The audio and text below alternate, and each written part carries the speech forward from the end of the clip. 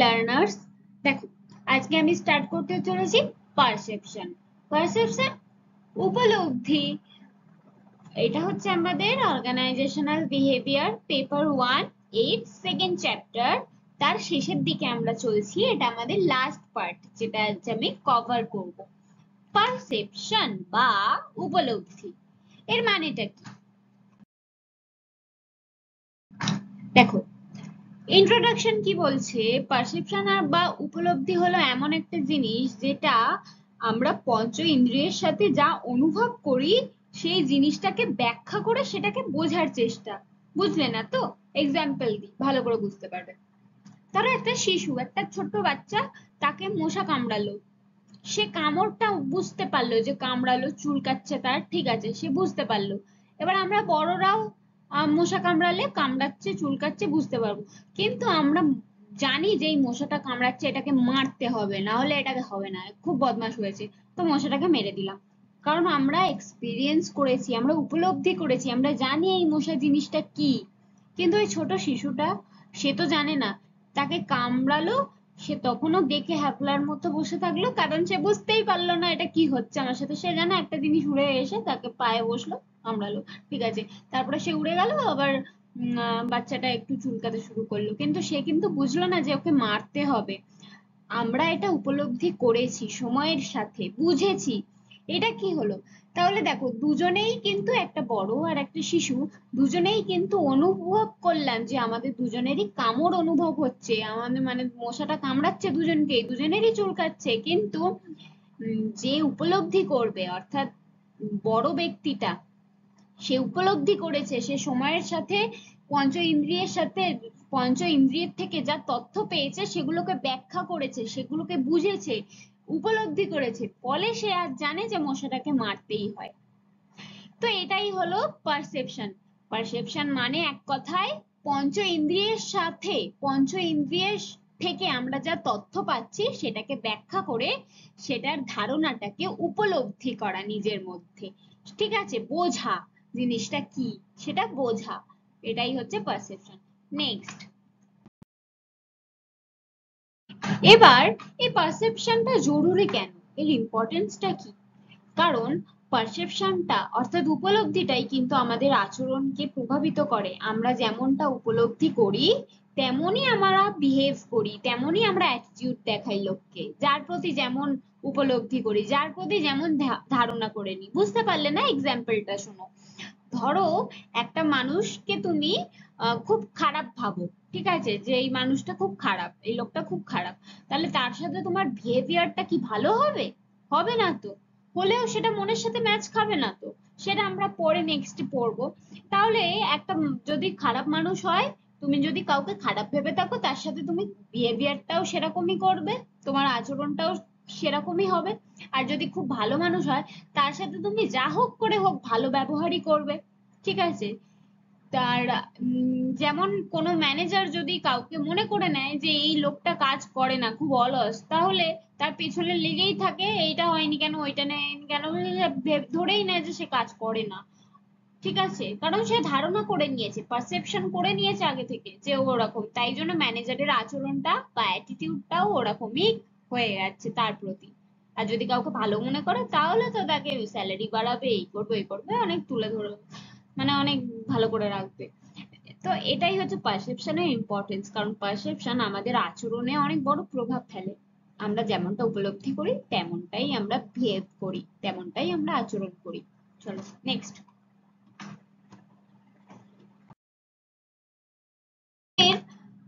উপলব্ধিটা কেমন হবে সেটা কন্ট্রোল করে কারা? সেটা কন্ট্রোল করে তিনটে ফ্যাক্টর। তিনটে ফ্যাক্টর যেমন হয় সেই হিসেবে এক একজন মানুষ এক এক রকম আচরণ করে, এক এক রকম উপলব্ধি করে, ঠিক আছে। সেইগুলো কি কি? পারসিভার, পারসিভড আর টার্গেট, অ্যান্ড সিচুয়েশন। যে বিহেভ করছে, যে উপলব্ধি করেছে, তার বিহেভিয়ারটার উপর নির্ভর করবে, ঠিক আছে। তারপরে যার ওপর উপলব্ধি করছে, যে জিনিসের ওপর, সেটার ওপর নির্ভর করবে। আর সিচুয়েশনটা কেমন সেটার উপরেও নির্ভর করবে, যে একটা জায়গায় কোনো কিছু উপলব্ধি কেমন হবে সেটা, ঠিক আছে। যেমন এর বৈশিষ্ট্যগুলো আমরা এখন বৈশিষ্ট্য আছে। কেমন? যেমন প্রথমত লার্নিং এর ভিত্তিতে কি, এই যে 4 সংখ্যাটা, এই যে এই সংখ্যাটা যে মানুষটা পড়াশোনা জানেন না, যে মানুষটা নিরক্ষর, তিনি ভাববেন যে এটা একটা মাত্র মানে একটা দাগ মাত্র, এই ওপরে একটা গোল্লা নিচে একটা গোল্লা, এটা আবার কি লেখা, এরকম একটা কোনো লেখা না, এটা একটা দাগ, এরকম ভাববে। যে শুধু বাংলা জানে সে ভাববে এটা 4, আর যে শুধু ইংলিশ জানে সে ভাববে এটা 8। তাহলে দেখো শিক্ষার ভিত্তিতে উপলব্ধি ভিন্ন হচ্ছে। তাহলে এটা একটা ক্যারেক্টারিস্টিক বা বৈশিষ্ট্য বলা যেতে পারে পার্সিভারের। ঠিক আছে, নেক্সট হচ্ছে অ্যাটিটিউড কিভাবে? একটা গ্লাসে যদি হাফ গ্লাস জল ভর্তি থাকে, তাহলে একটা নেগেটিভ পারসন, মানে যার নেগেটিভ অ্যাটিটিউড, ঠিক আছে, সে দেখবে যে গ্লাসটা হাফ খালি আছে, তার আগে খালি পোর্শনটাই চোখে পড়বে। আর একটা পজিটিভ পারসন, তার আগে চোখে পড়বে যে গ্লাসটা হাফ ভর্তি আছে, সেটা আগে চোখে পড়বে, যে হাফ তো ভর্তি আছে। তো অ্যাটিটিউড হিসেবেও কিন্তু বৈশিষ্ট্য চেঞ্জ হচ্ছে, উপলব্ধি চেঞ্জ হচ্ছে।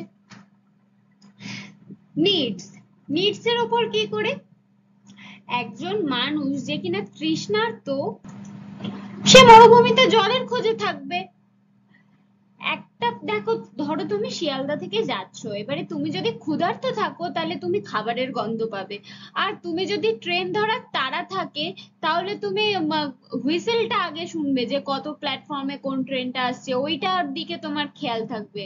ঠিক আছে, তো সেই নিডস অনুযায়ী মানুষের উপলব্ধি আলাদা হচ্ছে, সিচুয়েশনটা কিন্তু একই, কিন্তু এই সিচুয়েশনে এক একটা মানুষের এক একটা উপলব্ধি হচ্ছে, যার যেমন নিড তার তেমন উপলব্ধি হচ্ছে।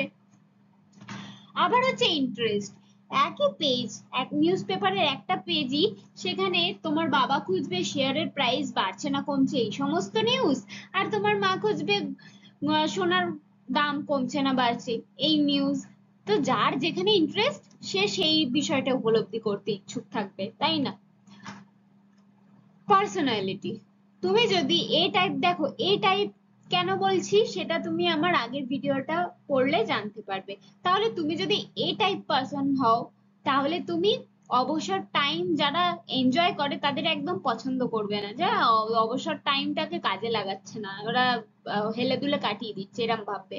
আর তুমি যদি বি টাইপ পারসন হও, তাহলে তুমি আহ তাদেরকে ভালোবাসবে যারা কিনা অবসর টাইমটাকে বাঁচছে, ভালো করে জীবনে বেছে নিচ্ছে। ঠিক আছে, পার্সোনালিটি হিসাবে তাহলে উপলব্ধি আলাদা হয়ে যাচ্ছে, পারসেপশন আলাদা হয়ে যাচ্ছে।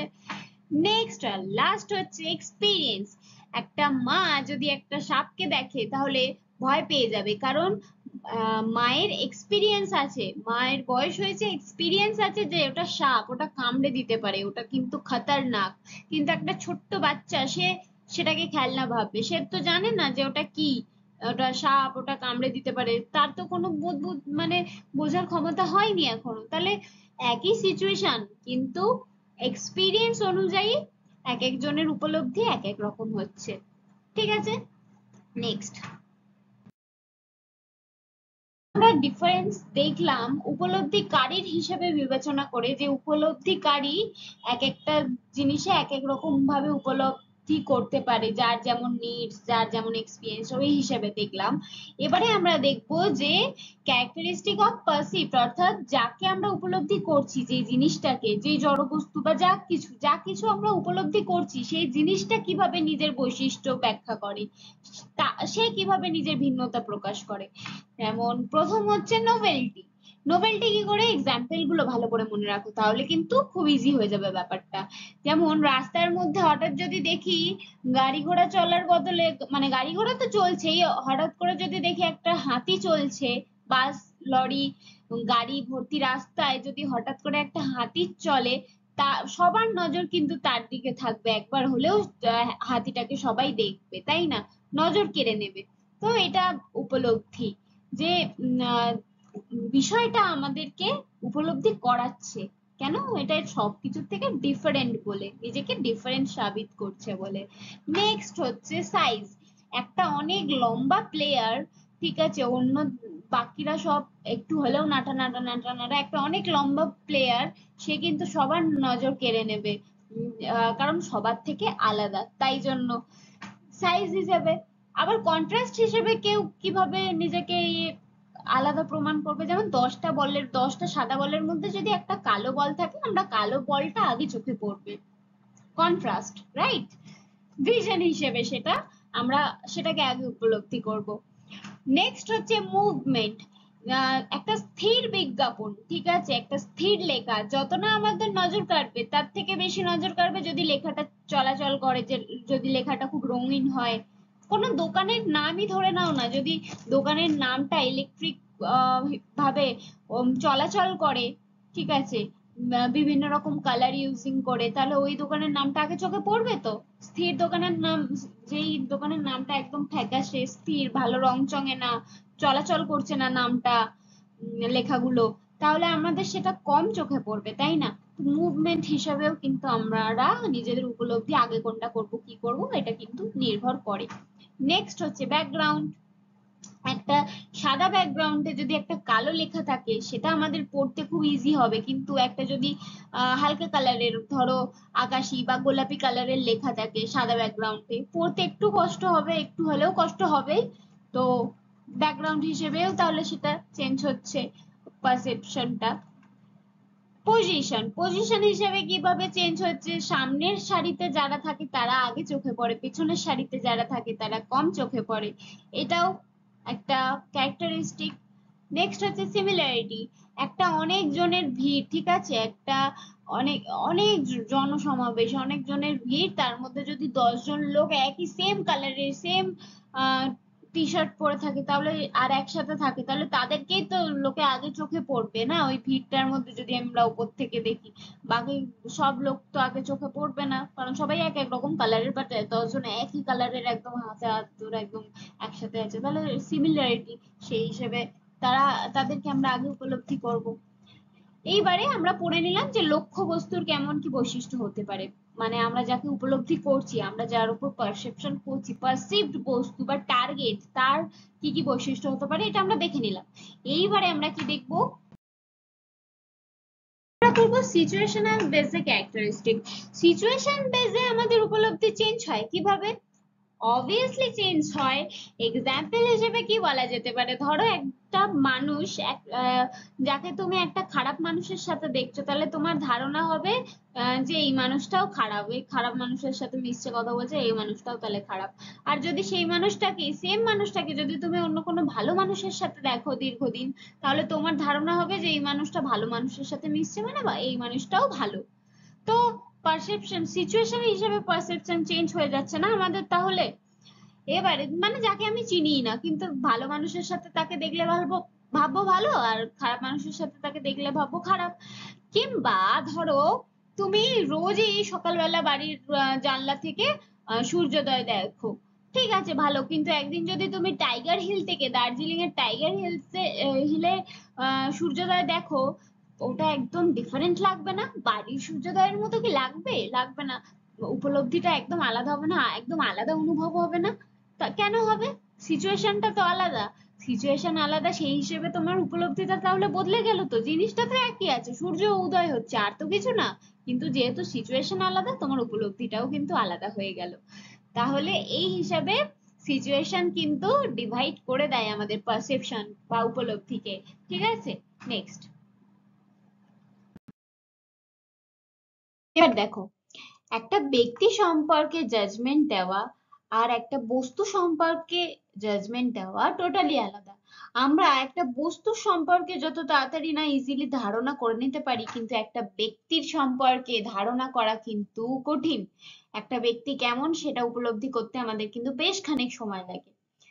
এই বিষয়ে, অর্থাৎ ব্যক্তি উপলব্ধির বিষয়ে, পার্সন পারসেপশন, এই বিষয়ে একটা তত্ত্ব প্রকাশ করেছেন হেইডার আর ক্যালি নামক দুই ব্যক্তি, যেই তত্ত্বটাকে অ্যাট্রিবিউশন থিওরি বলে নাম দিয়েছেন, ঠিক আছে? অ্যাট্রিবিউশন থিওরি কে প্রবক্তা? হেইডার অ্যান্ড ক্যালি, ঠিক আছে? এবারে এই অ্যাট্রিবিউশন থিওরিটা কি, এই থিওরিতে কি বলা হয়েছে? এই থিওরিতে তিনটে জিনিস আছে, তিনটে মেইন পয়েন্ট: কনসেনসাস, ডিস্টিংটিভনেস আর কনসিস্টেন্সি। এবার এই তিনটে কি? প্রথমে আসে কনসেনসাসে। কনসেনসাস কি?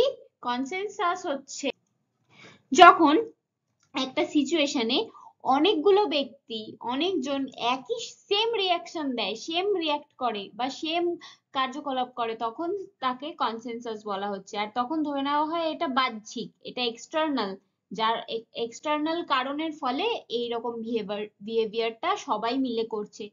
এক্সাম্পল দিই তাহলে ভালো করে বুঝতে পারবে। যেমন একটা অফিসের একটা টিমে 18 জন এমপ্লয়ি, ওই 18 জন এমপ্লয়ি সেদিন এই বুধবার, ঠিক আছে, বুধবার দিন 18 জন এমপ্লয়ি লেট এলো। 18 জনই লেট কি করে এলো? তাহলে নিশ্চয়ই অফিস বাসই লেট করেছে, ট্রাফিকের জন্য লেট হয়েছে। তাহলে কারণটা বাহ্যিক, এক্সটার্নাল কারণ, আভ্যন্তরীণ কারণ কিন্তু নয়, এক্সটার্নাল কারণ ছিল, তাই সবার সেম বিহেভ করেছে। এই হলো কনসেনসাস কনসেপ্ট, ঠিক আছে, কনসেনসাস, সরি, কনসেনসাসের কনসেপ্ট। ওয়েল, নেক্সট চলে যাই। ডিস্টিংটিভনেস, অর্থাৎ এবার এখানে কি বলা হয়েছে, কনসেপ্ট বোঝো। আমি খুব হয়ে যাচ্ছি এখন, মানে গড়বড় হয়ে যাচ্ছে, ঠিক আছে, এগুলো ইগনোর করে দাও একটু, কনসেপ্টটা বোঝো। এখানে কি বলা হয়েছে এই ডিস্টিংটিভনেসে?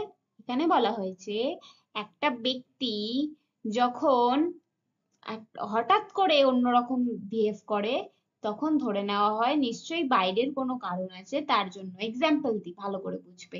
একটা গুড স্টুডেন্ট সব সময় ক্লাসে ভালো রেজাল্ট করে, সে যদি হঠাৎ করে ক্লাসে ফেল করে যায় কোনো বিষয়ে, তাহলে বুঝতে হবে সে তার নিশ্চয়ই বাহ্যিক কোনো কারণ আছে, নিশ্চয়ই তার বাড়িতে সে ঠিকমতো পড়তে পারছে না, নিশ্চয়ই, বা এমন কিছু হতে পারে তার বাবা মার রোজ ঝগড়া হচ্ছে খুব বেশি, ডিভোর্স টিভোর্স হতে পারে, এরম একটা ব্যাপার চলছে, তাই বাচ্চাটারও পড়াশোনায় এফেক্ট হচ্ছে, তাই একটা ভালো স্টুডেন্টও হঠাৎ করে খারাপ হয়ে যাচ্ছে, মানে পড়াশোনায়, ঠিক আছে। তাহলে এটা এক্সটার্নালি কস্ট, তাহলে বিহেভিয়ারটা তার হঠাৎ করে চেঞ্জ হচ্ছে, এটা হচ্ছে ডিস্টিংটিভনেস, ঠিক আছে। নেক্সট হচ্ছে কনসিস্টেন্সি। কনসিস্টেন্সি কি? এখানে কনসেপ্ট হচ্ছে একটা ব্যক্তি যদি সেম আচরণ বারবার করতে থাকে দীর্ঘদিন ধরে, তাহলে সেটাকে কনসিস্টেন্সি বলছে। যেমন এক্সাম্পল হিসেবে বলা যেতে পারে একটা লোক রোজ দেরি করে অফিসে যায়, রোজ রোজ দেরি করে, যাতে কম কাজ করতে হয় রোজ রোজ দেরি করে অফিসে যায়। রোজ কারোর দেরি হতে পারে, এক দুদিন হতে পারে, কিন্তু রোজ যদি দেরি হয় বুঝতে হবে সে ইচ্ছা করে করছে, সে নিজেই তার কাজের জন্য রেসপন্সিবল, কারণ সে বদমাশি করছে, সে কাজ করতে চায় না ভালো করে, তাই জন্য লেট করে আসছে, যাতে কম কাজ করতে হয়। বোঝা গেল? তাহলে এটাই হচ্ছে অ্যাট্রিবিউশন থিওরি, যার তিনটে পয়েন্ট আছে, যেই তিনটে পয়েন্ট বিচার বিবেচনা করে মানুষ একটা ব্যক্তির সম্পর্কে উপলব্ধি করতে পারে। বোঝা গেল? নেক্সট, মানুষকে জাজ করা কিন্তু অতটাও সহজ কাজ নয়। একটা মানুষ কেমন সেটা বুঝতে অনেকটাই সময় লাগে, অনেক কিছু বিচার বিবেচনা করতে হয়, তারপরে বোঝা যায়। কিন্তু মানুষ সবসময় কি করে, শর্টকাট পদ্ধতি অবলম্বন করে, যে শর্টকাট জাজমেন্ট দিয়ে ফেলে, শর্টকাট ভাবে একটা মানুষকে বিচার করে ফেলে, একটা মানুষকে উপলব্ধি করে ফেলে। তার ফলে কি হয়, বেশিরভাগ ক্ষেত্রে কিন্তু জাজমেন্টটা ভুল প্রমাণিত হয়, ঠিক আছে। কিন্তু এই যে শর্টকাট পদ্ধতিতে একজনকে জাজ করে নিচ্ছে, এই শর্টকাট কিছু পদ্ধতি আছে, সেটাই আমরা এখন পড়বো। এর প্রথম ধাপ আমরা দেখবো, মানে প্রথম পয়েন্ট, যেটা হচ্ছে halo horn effect. Halo horn এফেক্টটা কি? এর কনসেপ্টটা হচ্ছে কখনো কখনো মানুষ অন্য একটা মানুষকে তার একটা গুণ দেখেই বিচার করে নেয় যে সে কেমন, কিংবা একটা দোষ দেখেই বিচার করে নেয় যে সে কেমন, পুরো ব্যক্তিত্ব তার বিচার করে নেয়। এটা কি উচিত না তো? মানুষকে আস্তে আস্তে উপলব্ধি করতে হয় না, ব্যক্তি উপলব্ধি তো কঠিন জিনিস। তবে হ্যালো হর্ন এফেক্ট একেই বলে যে একটা দোষ কিংবা একটা গুণ দেখে বিচার করে নেওয়া হয় যে মানুষটা কেমন। হ্যালো হর্ন কোনটা?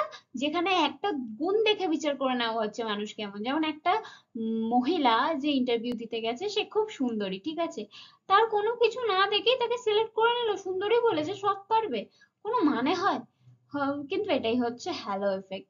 আবার হর্ন এফেক্ট, একটা ক্যান্ডিডেট সে খুব গরিব, তার ড্রেসিংটা একটুখানি মানে অ্যাভারেজ, মানে ঠিক, কোয়ালিটি ভালো না, তো ঠিকঠাক না, তার উপর ভিত্তি করে কিন্তু এদিকে সে কিন্তু সুপার পারফরমেন্স দিয়েছে, সে কিন্তু অসাধারণ ইন্টারভিউ দিয়েছে, স্টিল তাকে রিজেক্ট করে দিল only for her dressing sense, এটা কোনো ব্যাপার হলো?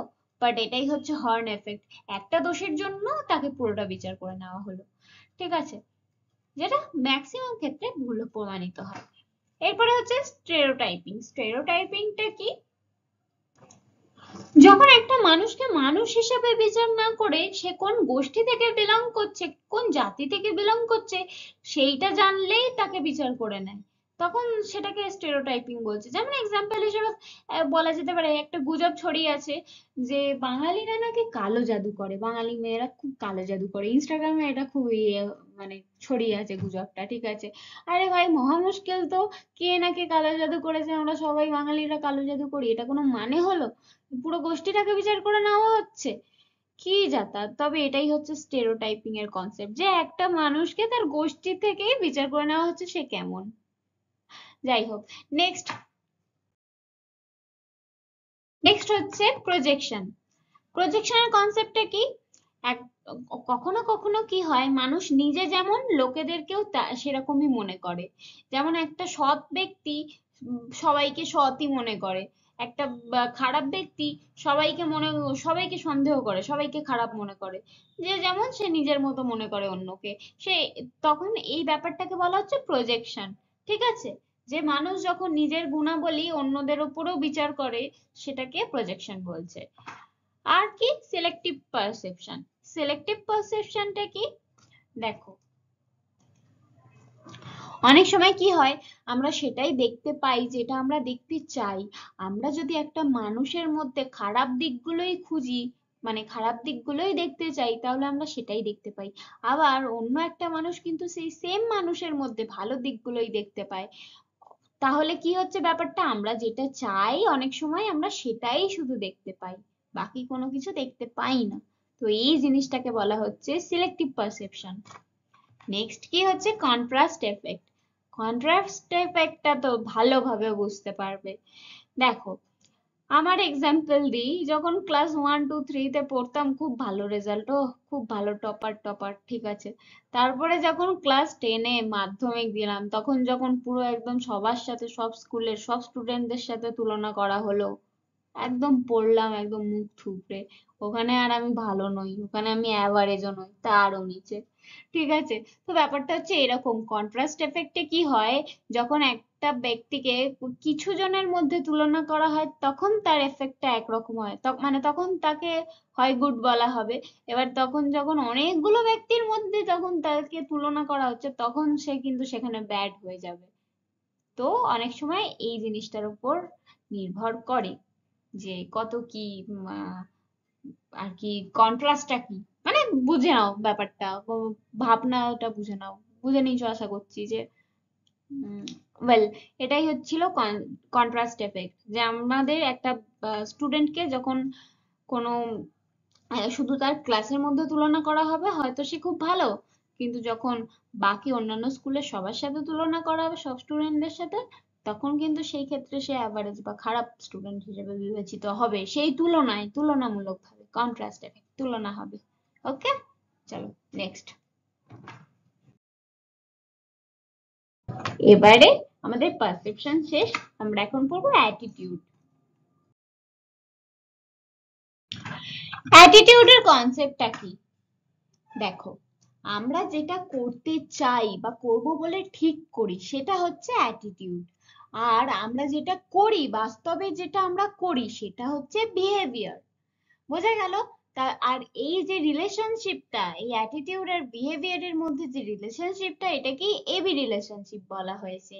এই এবি রিলেশনশিপটায় কি হয়, মানুষ মনের মধ্যে যা ভেবে নেয়, মনের মধ্যে যা ঠিক করে নেয় এটা করব বলে, যে আজকেও আমার সাথে টিফিন শেয়ার করেনি, আমি আর কোনোদিন ওর সাথে টিফিন শেয়ার করবো না, এরকম একটা ভাব। তো মনের মধ্যে যেটা করব বলে ঠিক করে নেয়, সেটা হচ্ছে অ্যাটিটিউড। আর যেটা বাস্তবে করে, সেটা হচ্ছে তার বিহেভিয়ার। বোঝা গেল? নেক্সট, এবার আমরা দেখব কগনিটিভ ডিসোনেন্স থিওরি। এই থিওরির কনসেপ্টটা কি? দেখো, লিওন ফেস্টিঞ্জার এই থিওরিটা ব্যাখ্যা করেছে, ঠিক আছে। এই থিওরি অনুযায়ী অ্যাটিটিউড আর বিহেভিয়ার এর মধ্যে যদি সামঞ্জস্য না থাকে তাহলে মানুষ কখনো স্যাটিসফাইড থাকতে পারে না, তার মধ্যে একটা আনকমফোর্টেবল ফিল হয়, ঠিক আছে, একটা মেন্টাল কমফর্ট আসে না, মেন্টাল ডিসকমফর্ট ফিল হয়। কেন হয়? আমি তোমাকে একটা এক্সাম্পল দিচ্ছি। তোমার বস তোমার সাথে খুব একদম টক্সিক বিহেভিয়ার করছে, ঠিক আছে, একদম তোমার ভালো লাগছে না, তোমার তো ইচ্ছা করবে মনে মনে তাকে খিস্তি খাস্তা করতে, কিন্তু তুমি করতে পারবে না, জবটাও ইম্পর্টেন্ট, ঠিক আছে, আর তুমি এমপ্লয়ি, তোমাকে এটা সহ্য করতেই হবে তোমার, কিন্তু তুমি চাইছো কিন্তু তাকে খিস্তি খাস্তা করতে, তাই না? তাহলে এটা হচ্ছে তোমার অ্যাটিটিউড, কিন্তু তোমার বিহেভিয়ার কি? ওকে ওকে সরি, হ্যাঁ ঠিক আছে এটা করে দেবো, হ্যাঁ ঠিক আছে। তো এটা হচ্ছে তোমার বিহেভিয়ার। অ্যাটিটিউড আর বিহেভিয়ার কিন্তু সামঞ্জস্য হচ্ছে না, তোমার মনের মধ্যে কি হচ্ছে, একটা ডিসকমফর্ট তৈরি হচ্ছে, একটা আনকমফোর্টেবল ফিল হচ্ছে, একটা মনের মধ্যে সারাক্ষণ একটা বিরক্তি ভাব তৈরি হয়ে যাচ্ছে। তো এই থিওরিটাকেই লিওন ফেস্টিঞ্জার ব্যাখ্যা করেন কগনিটিভ ডিসোনেন্স থিওরি হিসেবে। কিন্তু এই থিওরি অনুযায়ী মানুষ খুব বেশি দিন পর্যন্ত অ্যাটিটিউড আর বিহেভিয়ার যেখানে কিনা একসাথে ম্যাচ হচ্ছে না সেখানে থাকতে পারে না। হয় তুমি জব চেঞ্জ করে নেবে, নয় তুমি তার উপরে কথা বলবে, আওয়াজ তুলবে, কিছু একটা করবে, তুমি খুব বেশি দিন কিন্তু এইভাবে চেপে চেপে থাকতে পারবে না। তো এটাই হচ্ছে মানুষের কগনিটিভ ডিসোনেন্স থিওরি। অ্যাটিটিউড আর বিহেভিয়ারের সম্পর্কের মধ্যে সব সময় একটা সামঞ্জস্য থাকতেই হবে, তবে কিছু ক্ষেত্রে এর এক্সেপশনসও দেখা যায়। এই এক্সেপশন থিওরিটাই এখন আমরা পড়ব। থিওরির কিছু ব্যতিক্রম দেখা যায়, যেমনটা আমি বললাম আনইম্পর্টেন্স। আনইম্পর্টেন্স এর কনসেপ্টটা কি? এক্সাম্পল দিয়ে বুঝি, কখনো কখনো বাবা মা এমন কিছু করতে বলে যেটা কিনা তারা নিজেরা করে না, সেটা জানে যে এটা ভালো করা, কিন্তু তারা বাচ্চাদের কথা বলে এমনি ফোন ঘাটবি না ফোন ঘাটবি না, অথচ তারা কিন্তু নিজেরা খুব ফোন ঘাটে, অনেক সময় দেখা যায়। তো এটা কি হচ্ছে, বেশি গুরুত্ব দিচ্ছে না বিষয়টাকে, এদিকে কিন্তু ডিসকমফর্টটা একটা তৈরি হচ্ছে, অ্যাটিটিউড বিহেভিয়ারে চেঞ্জ হচ্ছে, বাবা মার মনে চলছে যে এটা করা উচিত, কিন্তু তারা বিহেভিয়ারে কি করছে, তারা নিজেরাও সেম কাজ করছে। তাহলে কি হচ্ছে ব্যাপারটা, গুরুত্বহীন, মানে আনইম্পর্টেন্স এর জন্য তারা নিজেদের অ্যাটিটিউড আর বিহেভিয়ার সেম রাখতে পারছে না। জাস্ট ফর এক্সাম্পল, ঠিক আছে। নেক্সট হচ্ছে uncontrollability. Uncontrollability, let's take a example again. একটা দোকানদার, সে তার একটা কাস্টমার এসছে, প্রচুর একদম রুড কাস্টমার, একদম তুইতাকারি করে কথা বলছে, বিরক্তি ভাব প্রকাশ করছে, এই করছে ওই করছে, এইটা পাল্টে দাও ওটা পাল্টে দাও, একদম মাথা খেয়ে নিচ্ছে জ্বালিয়ে, কিন্তু কি করবে দোকানদার, কি তাকে কিছু বলতে পারবে? পারবে না। দোকানদারকে পোলাইটলি বিহেভ করতে হবে, হ্যাঁ ঠিক আছে ঠিক আছে ওকে ঠিক আছে। কেন? কারণ তার জবই তো এটা, তাকে তো নিজের জব করতে হবে, তাকে নিজের দোকান চালাতে হবে। সুতরাং অনেক সময় কি হয়, মানুষের মাথায় বা দোকানদারের মাথায় কিন্তু চলছে যে মেরে দিয়ে একটা কষিয়ে দিই, কিন্তু কি বিহেভিয়ারে কি করতে পারবে? কিছু না, উল্টে তাকে মানে কাস্টমারকে স্যাটিসফাই করতে হবে। সুতরাং ফোর্স হচ্ছে, দোকানদারটা ফোর্স হচ্ছে তার অ্যাটিটিউড আর বিহেভিয়ার আলাদা রাখতে, ফলে তাকে নিজেকে কন্ট্রোল করতে পারছে না, মানে অ্যাটিটিউড আর বিহেভিয়ার এক করতে চেয়েও পারছে না, ফলে এখানে অ্যাটিটিউড আর বিহেভিয়ার আলাদাই থাকছে। নেক্সট আর লাস্ট হচ্ছে রিওয়ার্ড। কখনো কখনো মানুষ এমন কাজ করতে রাজি হয়ে যায় যেটা তার মন সায় দেয় না, তবুও সে সেটা রাজি হয়ে যায় রিওয়ার্ডের জন্য, গুড রিওয়ার্ডের জন্য। যেমন একটা অ্যাক্টর, সে এমন কোনো জিনিস প্রমোট করে যেটা কিনা সে নিজে করে না, বিমল পান মশালা, এটা কিন্তু শরীরের পক্ষে ভালো না, সে নিজেও জানে, কিন্তু সে সেটা প্রমোট করে কেন? সেটার জন্য টাকা পাচ্ছে তাই জন্য, সিম্পল। তো আবার যেহেতু সে টাকাটা পাচ্ছে, তাই কিন্তু তার ডিসকমফর্টটা, তার যে মনের মধ্যে একটা অস্বস্তি ভাব, সেটা একটু কম হচ্ছে। এই যে মনে মনে চাইছে যে এটা ঠিক না, এটা করা উচিত না, মানে এটা প্রমোট করা উচিত না জিনিসটা, আহ, কিন্তু বিহেভিয়ারে করছে না, ফলে এখানে অ্যাটিটিউড আর বিহেভিয়ার আলাদাই থাকছে দীর্ঘদিন, এবং মানে আলাদাই থেকে যাচ্ছে, তবু সে সেটাকে এক করছে না, আর সেটা ওই থিওরিটার থেকেও আলাদা হচ্ছে, ব্যতিক্রম, তাই না? তো এইগুলো কিছু এক্সাম্পল যেগুলো কিনা থিওরিটার থেকে ব্যতিক্রম, যেখানে অ্যাটিটিউড আর বিহেভিয়ার দুটো আলাদাভাবে থাকে, কোনোদিনও এক হয় না, মানসিক অস্বস্তি থেকেই যায় তবুও এক হয় না। ঠিক আছে, নেক্সট, অ্যাটিটিউড ডেভেলপমেন্ট। আচ্ছা, মানুষের অ্যাটিটিউড ডেভেলপমেন্ট হয় কিভাবে? দেখো, একটা কথা জেনে রাখবে, যখন একটা মানুষ কোনো এক্সপিরিয়েন্স থেকে তার অ্যাটিটিউডটা ডেভেলপমেন্ট হয়, তাহলে সেই অ্যাটিটিউডটা কিন্তু দীর্ঘদিন থাকে। আর যখন এক্সপিরিয়েন্স না করেই কোনো অ্যাটিটিউড, কোনো আচরণ ডেভেলপমেন্ট হয় তার মধ্যে, সেটা দীর্ঘদিন থাকে না। এক্সাম্পল দিলে ভালো করে বুঝবে। একটা ব্যক্তি, মিস্টার এক্স, মিস্টার এক্স কে তুমি খারাপ মানুষ মনে করো, ভালো কথা, তোমার অ্যাটিটিউড তার প্রতি খুব খারাপ। একদিন যখন দেখবে সেই মানুষটা তোমার খুব হেল্প করছে, সেই মানুষটা আসলে খারাপ নয়, ভালো, তখন কিন্তু তার প্রতি তোমার পারসেপশনটা বদলে যাবে, তোমার অ্যাটিটিউডও বদলে যাবে। তোমার এক্সপিরিয়েন্স যখন হবে যে মানুষটা ভালো, তাহলে এক্সপিরিয়েন্সের ভিত্তিতে তোমার অ্যাটিটিউডটা চেঞ্জ হয়ে যাবে, রাইট? এটাই হচ্ছে অ্যাটিটিউড ডেভেলপমেন্টের একটা মানে ম্যাচ হয়, ম্যাচ করবে না করবে না, এরকম একটা ব্যাপার হয়ে যাবে। ঠিক আছে? তো এক্সপিরিয়েন্স দিয়ে যদি অ্যাটিটিউড ডেভেলপমেন্ট হয় তাহলে সেটা দীর্ঘদিন টেকে, আর এক্সপিরিয়েন্স ছাড়াই যদি কোনো অ্যাটিটিউড ডেভেলপমেন্ট হয় তাহলে সেটা বেশি দিন টেকে না। তবে এটা সিএবি মডেল দ্বারা আরো ভালোভাবে ব্যাখ্যা করা হয়েছে। এই সিএবি মডেলের প্রত্যেকটা লেটার দিয়ে একটা স্টেজেস ব্যাখ্যা করা হয়েছে। যেমন সি ফর কগনিশন, কগনিশন সেই এক্সাম্পলটা যেখানে জ্ঞান, অর্থাৎ একটা বিষয় সম্পর্কে তোমার জ্ঞান অর্জিত হলো। এক্সাম্পল, মিস্টার এক্স জানতে পারলেন যে তার স্যালারি খুবই কম, তার জ্ঞান হলো, মানে এই জ্ঞানটা সে মানে জানতে পারলো, ঠিক আছে, কগনিশন। তারপরে এফেক্টিভ, মিস্টার এক্স তখন কি হবে, তার উপর এফেক্ট হবে, স্যালারি কম বলে তিনি হতাশ হবেন, তার রাগ হবে।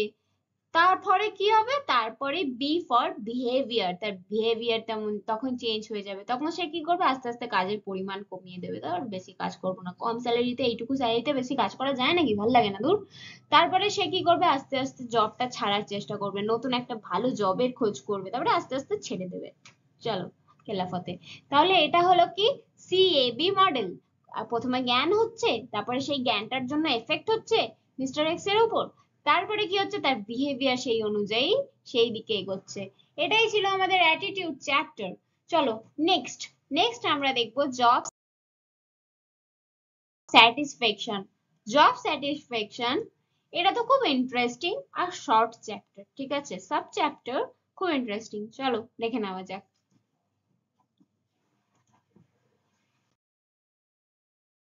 জব স্যাটিসফ্যাকশন কনসেপ্টটা কি? জব স্যাটিসফ্যাকশন হলো জবটাকে ভালো লাগা, তুমি যেই কাজটা করছো সেটা তোমার করতে ভালোও লাগে, শুধু মাইনের জন্য নয়, তুমি সেটা থেকে স্যাটিসফাইড হচ্ছ। মাইনে থেকেও হতে পারে, অনেক বেশি মাইনে পাচ্ছ বলেও স্যাটিসফাইড হচ্ছ, এমনটাও হতে পারে, কিন্তু মেইন হচ্ছে তুমি জবটা করে স্যাটিসফাইড আছো। ফলে কি হচ্ছে, ফলে তোমার প্রোডাক্টিভিটি অনেক বেশি হচ্ছে, তুমি অনেক বেশি ভালো কাজ করছো, তুমি কম অ্যাবসেন্ট হচ্ছ, রোজ কাজে যাচ্ছ, আর জব ছাড়ার চিন্তা তো ভুলেই যাও, কারণ তুমি এই জবটাতে খুব স্যাটিসফাইড আছো। ফলে কি হচ্ছে, এখানে কোম্পানির কিন্তু একটা খুব বড় স্ট্রং পিলার তৈরি হচ্ছে, রাইট? তো জব স্যাটিসফ্যাকশনটা কিন্তু খুব ইম্পর্টেন্ট। এবার কোম্পানি যদি তোমাকে জব স্যাটিসফ্যাকশন দিতে পারে then well and good, otherwise company change করতে থাকবে এমপ্লয়ি, আর তাদেরকে পুনর্নিয়োগ করতে হতে পারে, করতেই হতে থাকবে আর কি। নেক্সট, এটাই হচ্ছে জব স্যাটিসফ্যাকশনের কনসেপ্টটা, ঠিক আছে। এবার আমরা পড়বো যে ফ্যাক্টরস, কোন কোন ফ্যাক্টরস জব স্যাটিসফ্যাকশনকে ইনফ্লুয়েন্স করে। যেমন প্রমোশন এন্ড পে, এটা হচ্ছে খুব বড় একটা ফ্যাক্টরস, যে প্রমোশন আর স্যালারি এই দুটো যদি হাই হয়, বারবার পদোন্নতি হতে থাকে, ভালো স্যালারি পাও, তাহলে থোড়াই না তুমি জব ছাড়বে ইজিলি, তুমি তো জবে স্যাটিসফাইড আছো, দেন এটা তোমার জবের স্যাটিসফ্যাকশন কে ভালোভাবে ইনফ্লুয়েন্স করছে, রাইট? তারপরে ইন্টারেস্টিং আর মিনিংফুল জব, যেটা কিনা তোমার কেরিয়ার গোলের সাথে যায়, তোমার ইন্টারেস্টের সাথে যায়, মানে এই জবটা করতে তুমি ইন্টারেস্ট পাচ্ছ, তাহলে তুমি লো ইনকামেও এই জবটা করবে, কারণ জব স্যাটিসফ্যাকশনটাই মেন, তুমি কোনটাতে স্যাটিসফাইড থাকছো সেটাই মেন। এবারে এখানে একটা এক্সাম্পল হিসেবে বলা হয়েছে যে পোর ইস্ট আফ্রিকান কাউ বয়েজ, যারা তারা খুব গরিব, কিন্তু তবুও তারা রিচেস্ট পিপল যারা, তাদের থেকে খুব বেশি সন্তুষ্ট থাকে, ঠিক আছে। এমন নয় যে টাকা থাকলেই সন্তুষ্ট থাকবে, কিন্তু কি, তোমার ইন্টারেস্টটা কোনটায়, তোমার ইন্টারেস্ট যদি, অবশ্যই তোমার ইন্টারেস্ট যদি টাকাতে হয়, হতেই পারে, তাহলে তোমার ভালো একটা স্যালারি পেলে তবেই তুমি সেখানে স্যাটিসফাইড থাকবে। এবারে শুধুই তো ভালো লাগা নিয়ে কাজ করব তা হয় না। গ্রো করতে হলে অবভিয়াসলি স্যালারি তো দরকার, ভালো স্যালারি। তো জব স্যাটিসফ্যাকশনকে এই সমস্ত জিনিসগুলো খুব ইনফ্লুয়েন্স করে, ঠিক আছে, এফেক্ট করে, ঠিক আছে। ওয়ার্কিং কালচার, এই সমস্ত জিনিস জব স্যাটিসফ্যাকশনকে এফেক্ট করে। সুপারভাইজার, যে ঠিকঠাক ম্যানেজমেন্ট স্টাইল, ঠিকঠাক ভাবে তোমাকে ম্যানেজ করছে কিনা এমপ্লয়ীদের, তাহলেই তো তারা স্যাটিসফাইড থাকবে। তাদের যদি সারাদিন খিস্তি খাস্তা করে কাজ করানো হয়, তাহলে কি তারা ভালো থাকবে? জব স্যাটিসফাইড পাবে? পাবে না। তো এটাই হচ্ছে ব্যাপারটা। নেক্সট,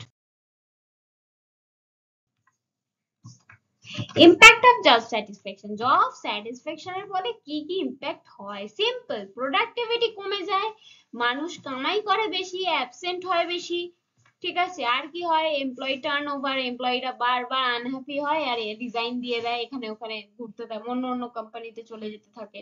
ফলে জব স্যাটিসফ্যাকশনের ফলে কোম্পানির বড় লস হয়ে যায়। মানে আম, তারা হয়তো প্রথম দিকে বুঝতে পারে না, পারে কিন্তু তবুও জানি না কি ব্যাপার। তো তারা, তাদেরকে আবার নিয়োগ করতে হয়, পুনর্নিয়োগ করতে একটা খরচা তো আছে। মানুষকে নিয়োগ করতে কিন্তু একটা খরচা আছে, সেই খরচাটা তখন কোম্পানিকে বিয়ার করতে হয়, ফলে কোম্পানির লস হয়, ঠিক আছে। তো জব স্যাটিসফ্যাকশনের ফলে এই তিনটে জিনিস খুব মেইন হয়। মানুষ প্রোডাকশন কমিয়ে দেয়, যে এইটুকুনি টাকায় আমি এত কাজ কেন করব, প্রোডাকশন কমিয়ে দিল, হয়ে গেল। অ্যাবসেন্ট, ধর আজকেও কাজ যেতে ভালো লাগছে না, ব্যাপারটা হয়ে গেল অ্যাবসেন্ট। আর এমপ্লয়ি টার্নওভার, কাজই ভালো লাগছে না তো ছেড়েই দিল, রিজাইন। নেক্সট হচ্ছে, এবারে এক্সপার্টরা কি বলে, যে মানুষ ডিসস্যাটিসফাইড হলে তারা কি করে? তারা মেনলি চারটে জিনিস করে, ঠিক আছে। মেনলি তিনটে জিনিস করে, ভয়েস, লয়্যালটি আর নেগলেক্ট। হয় খুব জোরে চিল্লে কথা বলে নিজের প্রবলেম সলভ করবে, আদারওয়াইজ সে লয়াল থাকবে কোম্পানির প্রতি, যে ঠিক আছে কখনো না কখনো তো সিচুয়েশন চেঞ্জ হবে, কখনো না কখনো তো সিচুয়েশন ভালো হয়ে যাবে, ততদিনের জন্য ওয়েট করি। আর একজন হচ্ছে নেগলেক্ট, অর্থাৎ সাইলেন্ট কিলার। মানে তারা কাজ করবে না, কাজ স্কিপ করে যাবে, ভুলভাল করবে, ইচ্ছা করে ভুলভাল করবে যাতে কোম্পানির লস হয়, ঠিক আছে। এই সমস্ত কিছু পার্সোনাল এক্সপিরিয়েন্স করে এসেছি। তো এইগুলো হচ্ছে, জবে একজন যদি ডিসস্যাটিসফাইড থাকে তাহলে এই জিনিসগুলো তারা খুব ভালোভাবে অ্যাপ্লাই করে, ঠিক আছে। আর এর রিয়াকশন কি হতে পারে? হয় অ্যাক্টিভ, নয় প্যাসিভ। হয় জোরে কথা বলবে, বেরিয়ে যাবে, রিজাইন করে দেবে, আর না হয় চুপচাপ বসে থাকবে, লয়ালটি মেনটেন করবে না, কাজ করছি পয়সা পাচ্ছি কাজ করব, ভালো কাজ করব, এরকম করবে। আর আর না হয় নেগলেক্ট করবে, ভুলভাল কাজ করে দেবে ইচ্ছা করে, এরকম করবে।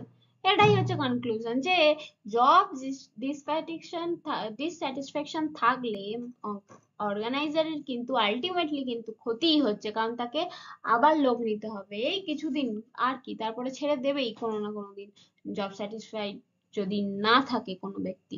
তো এটাই হচ্ছে মেইন বক্তব্য।